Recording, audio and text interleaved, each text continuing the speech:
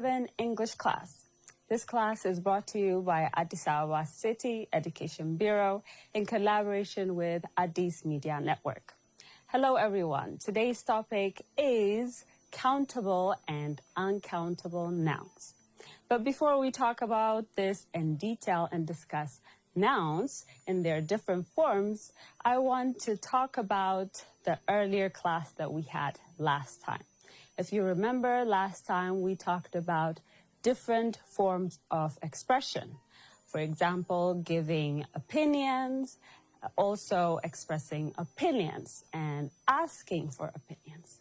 I'm sure you have all been trying to practice of how to ask opinions or also how to give opinions using formal and informal expressions. So today, let's go to our class. Our topic is, this is lesson 19, taken from Unit 5. So, our topic is uncountable and countable nouns.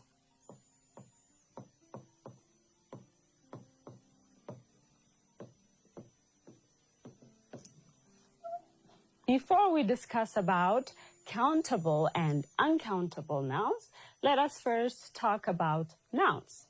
What are nouns?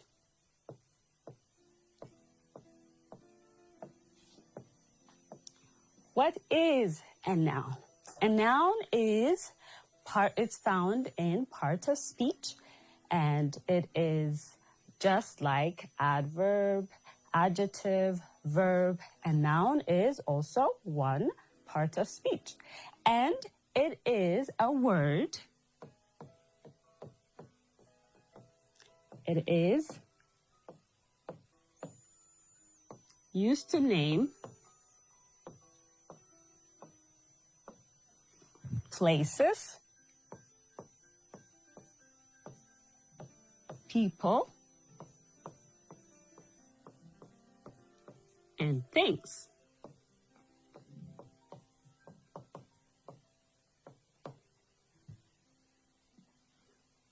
So, whenever someone asks you, who are you, you will reply by telling them your name. So that is a noun. Your name is a noun. And other names that you give for places, for things, for animals even, these are nouns. So now let's go to countable and uncountable nouns. Countable and uncountable nouns are classification of a noun. When we classify noun, we classify it into two parts, countable and uncountable nouns. So now let's talk about them in details. What is countable nouns?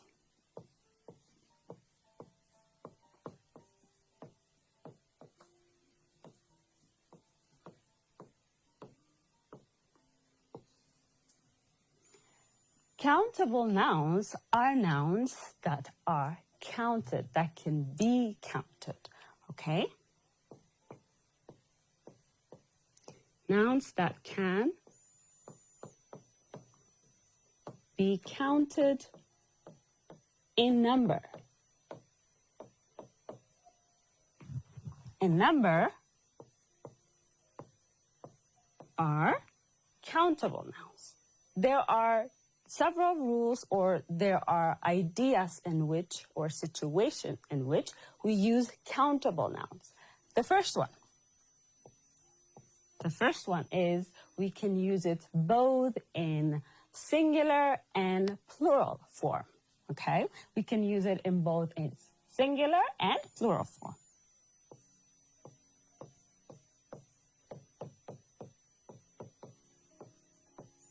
We use it in both singular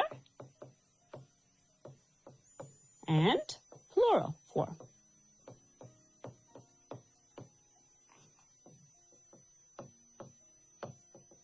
Okay, so let's give examples. Example, when we're doing singular, when we are talking about singular countable nouns, for example, a material that you use a lot in your school, books, or in this case, book, because it is singular, right? Book.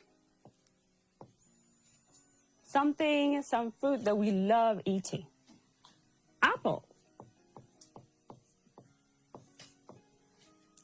Some machine that we take transportation in.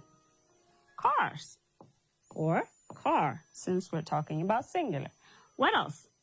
What is, again, another material you carry to carry all of your school materials in? A bag. So you see, book, apple, car, and bag. These are all in their singular forms. We can also use them in their plural forms. Plural form. Books,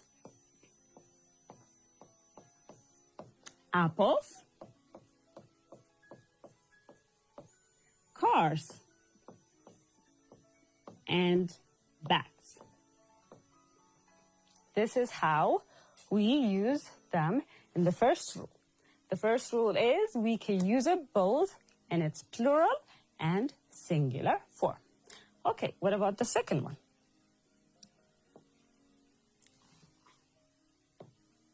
The second idea is we use it with how many. We use countable nouns with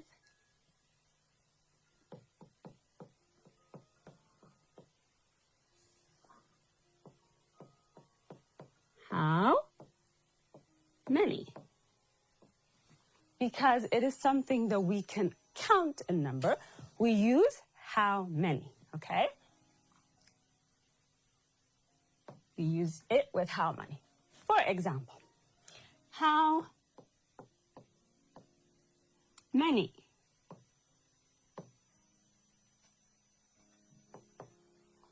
apples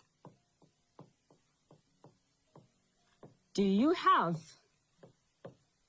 How many apples do you have? So, apples is our noun, and it is used in its what? Plural form, okay? And how many also is used here. So how many apples do you have is what? By using how many, we constructed a sentence using nouns. Okay. That we have. We use it just like we use with how many. We could also use it with definite and indefinite articles.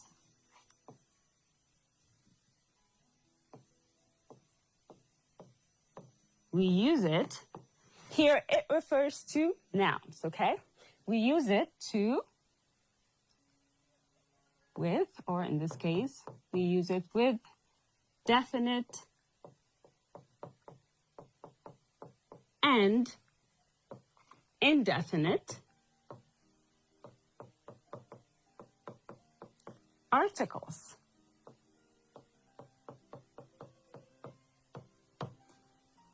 So what are definite and indefinite articles?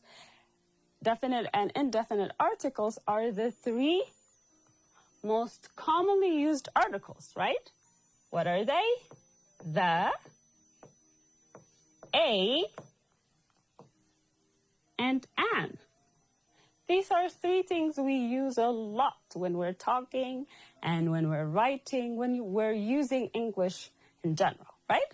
So these three articles, the definite and the indefinite, are used with nouns, with countable nouns. Let's see an example, okay? The students are in the classroom.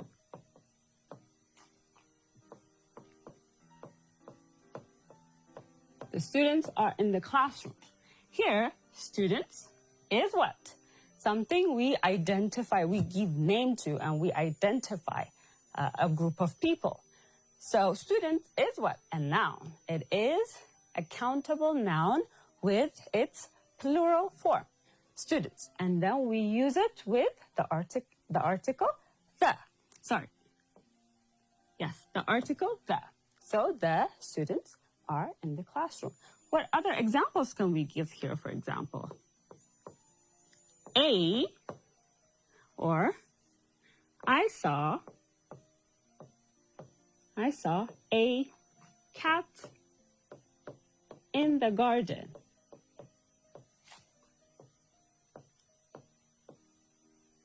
I saw a cat in the garden. So cat here is what? The label that we give an animal, the name we give an animal. So the cat here is what? It is a countable noun, and it is in its singular form. So I saw a cat in the garden. Here we have used the article a. So this is the third way we could use countable nouns. What about the fourth way that we could use it? The fourth and the last way we could use it is there are different pluralization.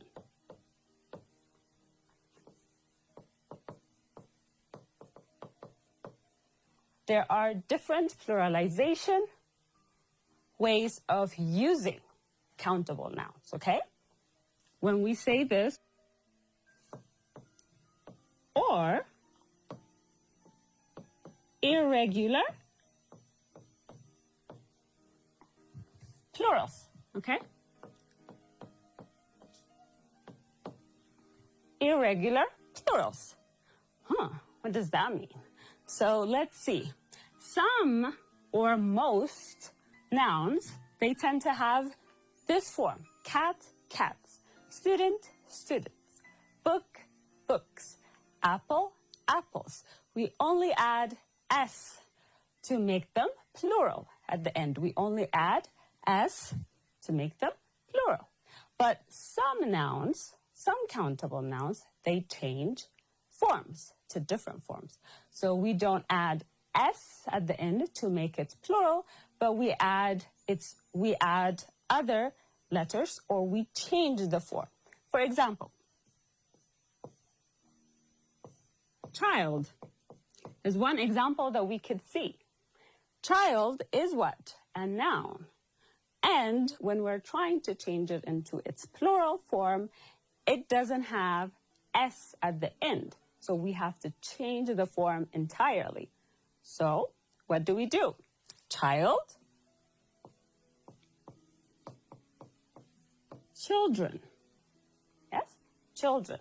Now we have changed it entirely. We have changed the form when we were trying to pluralize it. And what other examples can we give? For example, tooth. Yes, tooth. When we're trying to change tooth to its plural form, we do what? We change these two, the double O's, into double E's. Teeth. It becomes teeth from tooth. And that's how we pluralize it. We change its form completely. Instead of adding s, we change its form. So this is the 4 ways of how to use countable nouns, okay? This is the rule of how to use countable nouns. What about uncountable nouns?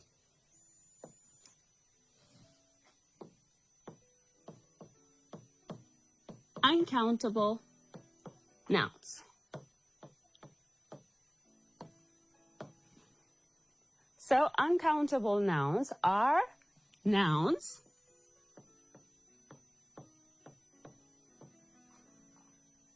that cannot be counted in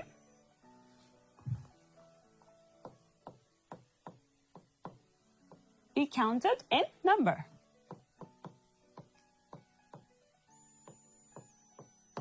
But it can be counted in amount. Not in number, but we can measure it in amount, okay? So, what are some of the rules that we have in uncountable nouns? If you remember, we saw about 4 ways or 4 rules to use countable nouns. What about uncountable nouns? The first one is uncountable nouns are usually what? They come in abstract concepts, okay? Or they are substances. Okay? And many others. But these two especially, abstract and substances, okay? And I forgot collective idea. Or collective ideas.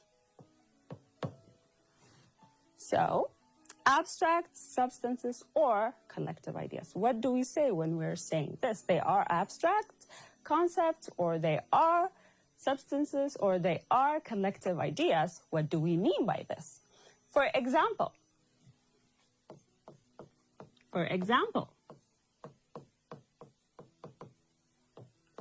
happiness. The word happiness is what?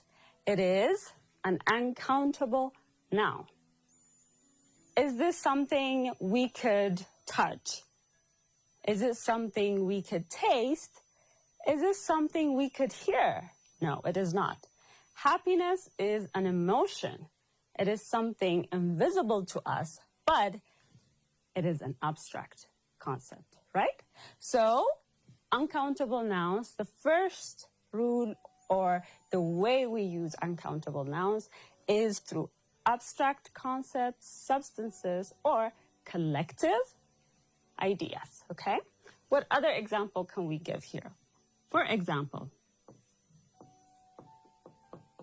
advice. Advice is something we give to people. If you remember last lesson, we talked about opinion, asking and giving opinion. So advice is what? One form of giving someone your opinion. But is this something, again, that we could touch or something we could see? No, it is not. But it is something we feel inside. So it is what? An abstract concept. It is a collective idea, and so alike. So that's the first way of using uncountable nouns. What about the second way of using it? The second way of using it is we use it, or we can make it. We can. Another is knowledge, furniture, and another. We could name so many. So these are collective ideas, substances, and abstract concepts. Okay, what is the second rule or the second way we could use it? Earlier we said uncountable nouns cannot be countable. But the second rule says we can make it, or it can be made. It can be made countable. How is that possible?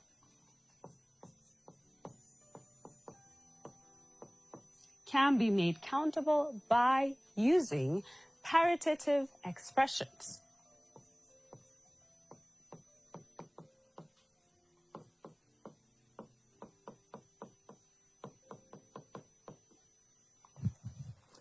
Paritative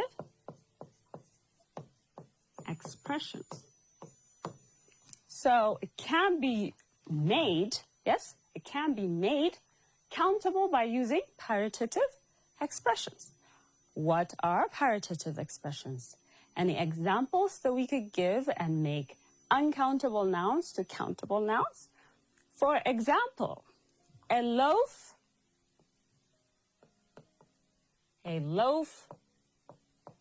of bread. A loaf of bread is what? Bread is an uncountable noun, but we have made it countable by using the paritative expression a loaf of. So a loaf of bread. So we have made something that is not countable to countable by using these paritative expressions. What other examples can we give? A bar of chocolate. Chocolate, again, is what? An uncountable noun. It is not something that we can count, but we have used the paritative expression a bar of, and we have made it countable, something that we can measure. What else? A bag of rice. Again, rice is something that is not counted. It is an uncountable noun. By using the paritative a bag of, we have made it something countable. I will give you one last example. A piece of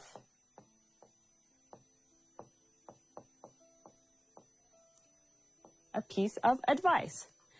Is advice something that could be counted? No, it is not something that it can be counted. It is an abstract concept. So it is not something that could be counted, but we can measure it and we can make it countable by using the paritative a piece of. So you have to take care in this case. You cannot use any type of paritative for any kind of uncountable nouns. You have to take care here. For example, we cannot say a loaf of chocolate. That is not the correct way of using the paritative expression. So we cannot say a loaf of chocolate or a loaf of rice. That is not correct. So when you're using paritative expressions, you have to be sure you are using it with the correct or with the right way of uncountable nouns. Okay, this is the second rule. What about the third rule? Or the third way of using uncountable nouns? If you remember earlier when we were talking about countable nouns, we talked that we use how many with countable nouns. In this case, we use how much. We use how much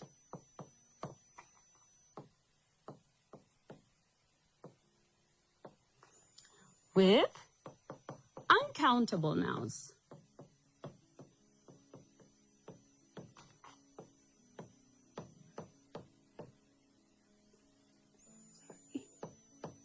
Nouns. Okay. We use how much instead of how many. For uncountable nouns, we use how much. Example.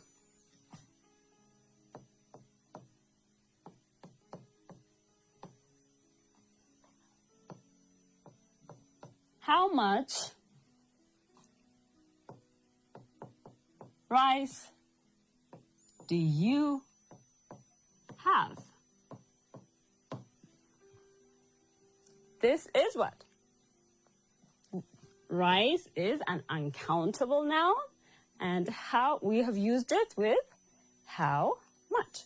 So these are the three rules we could use uncountable nouns, and remember we use for countable nouns.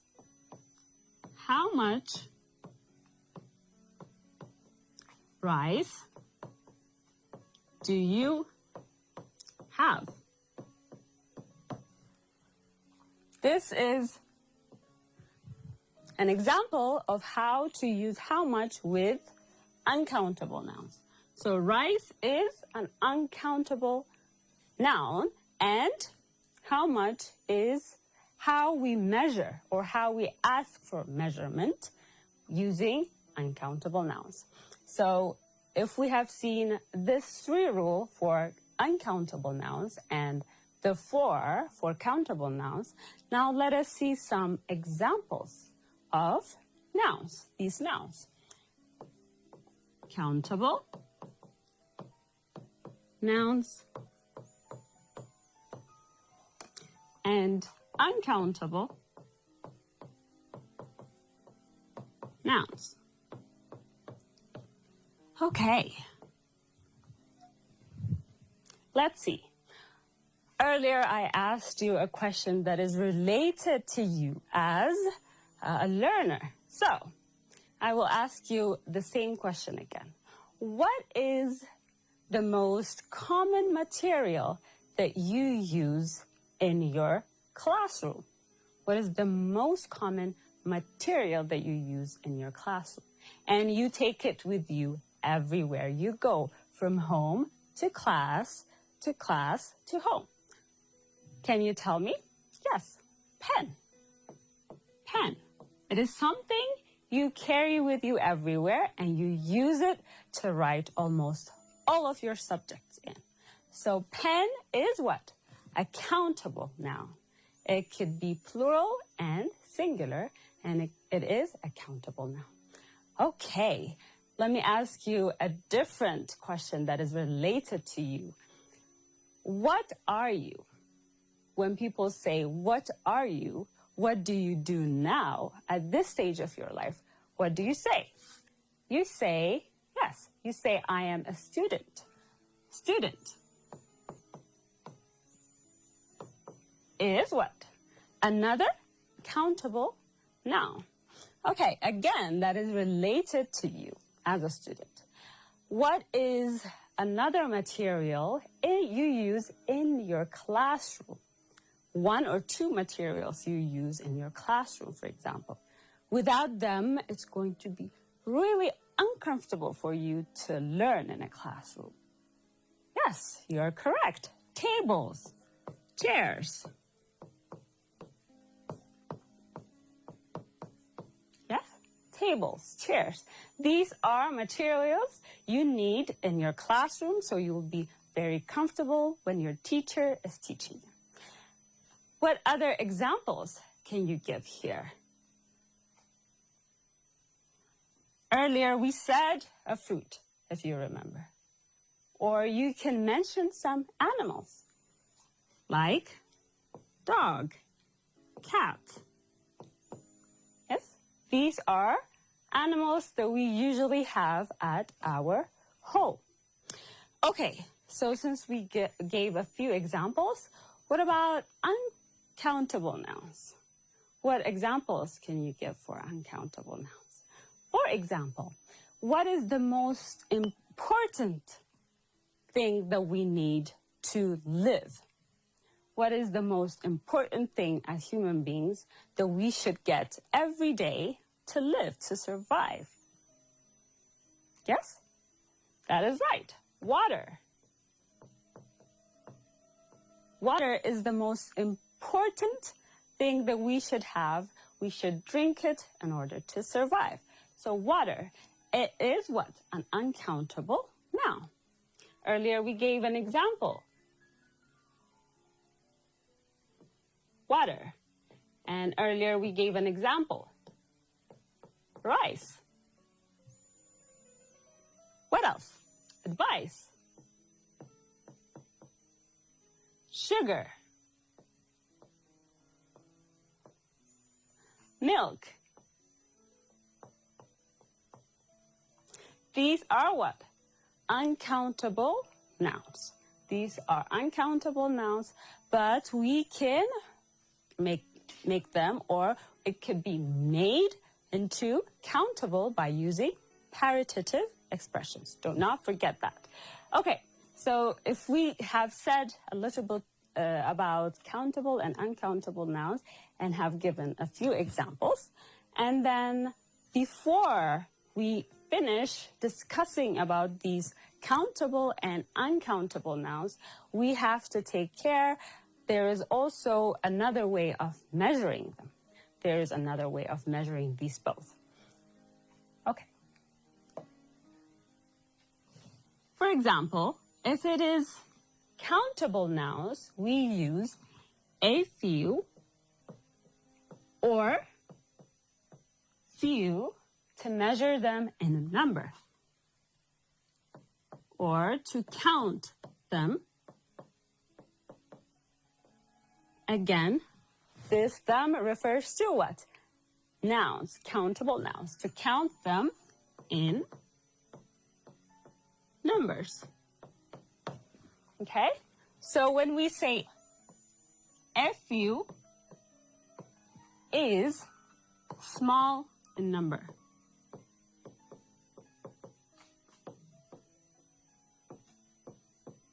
While few is a very or very small in number.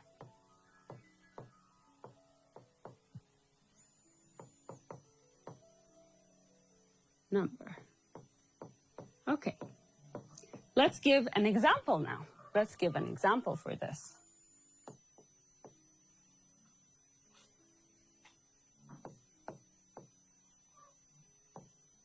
I have few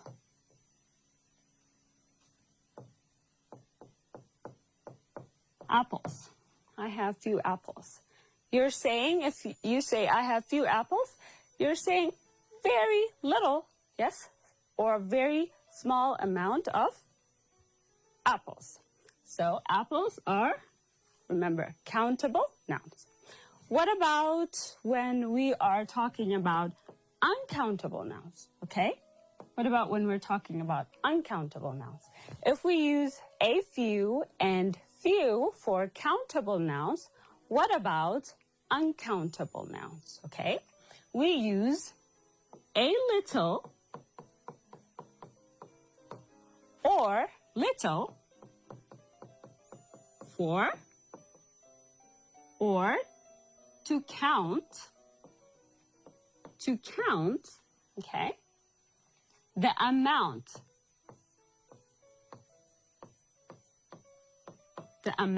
of uncountable nouns.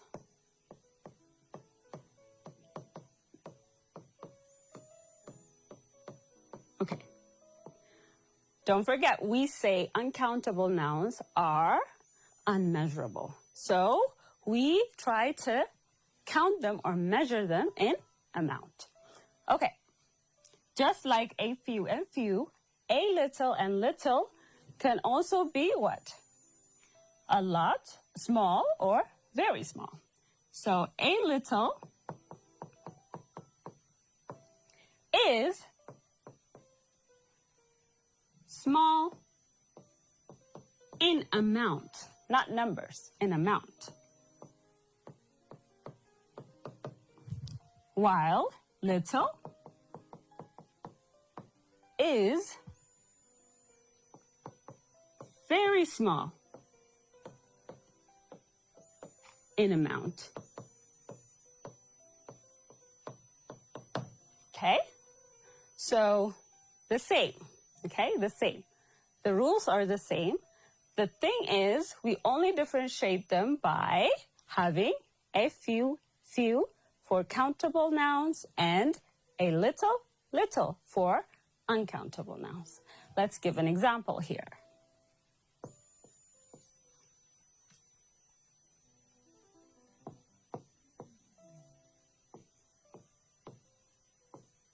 The bag of rice is little. The bag of rice is little. Okay? So rice is an uncountable noun.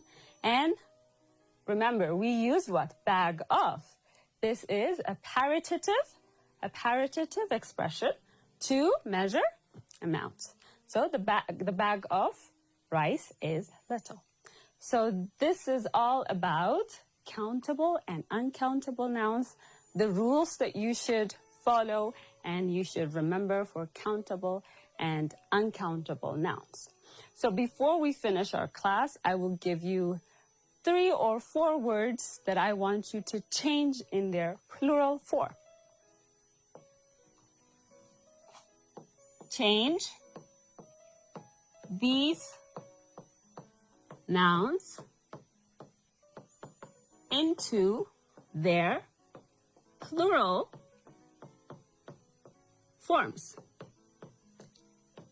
Okay. The first word I will give you is feet.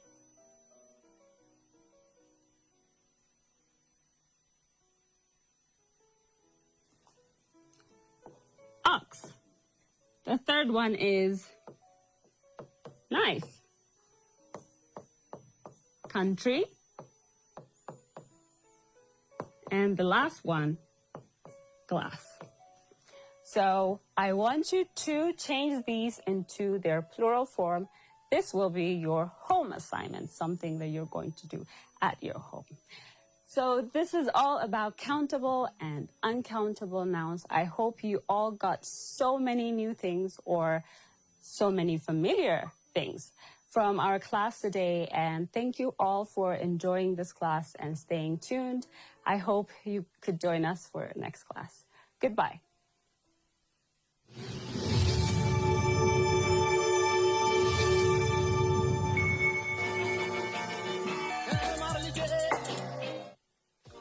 Scotland, where rugged beauty meets ancient history, and every land